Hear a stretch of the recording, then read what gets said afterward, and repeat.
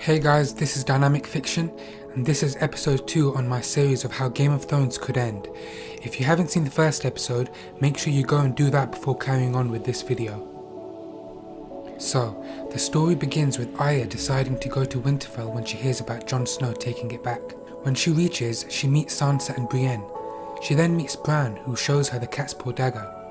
He tells her that Littlefinger gave it to him before he escaped.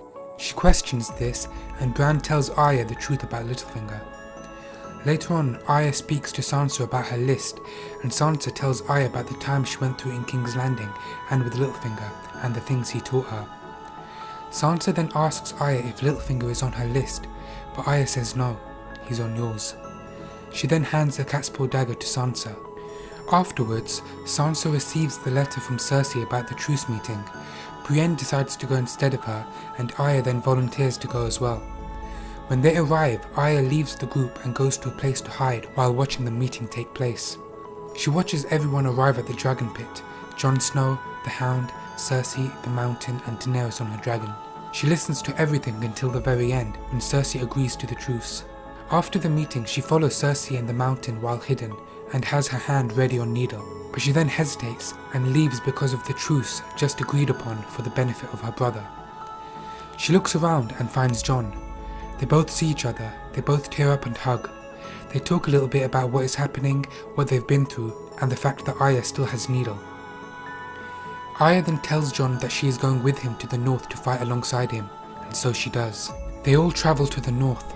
Arya, Jon, Daenerys, the Hound, and many others ride towards the wall. Along the way, Arya talks with the Hound. They discuss how he's still alive after Arya left him to die.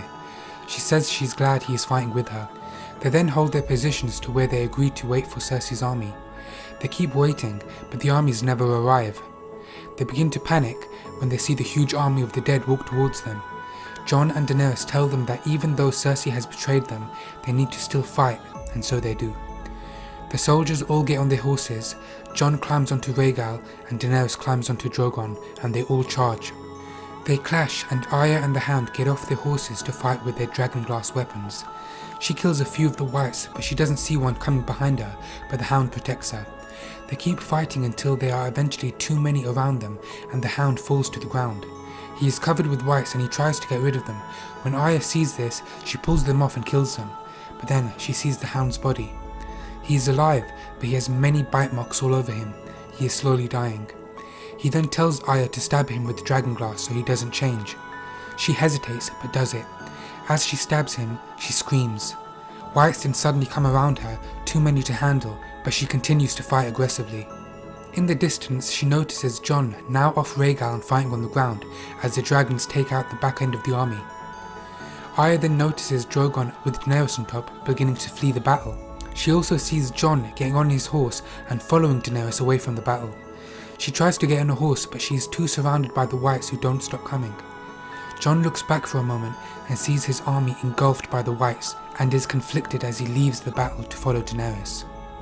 If you want to know what happens to Arya and why Jon and Daenerys fled the battle, stay tuned for my next video, The Battle of Winterfell.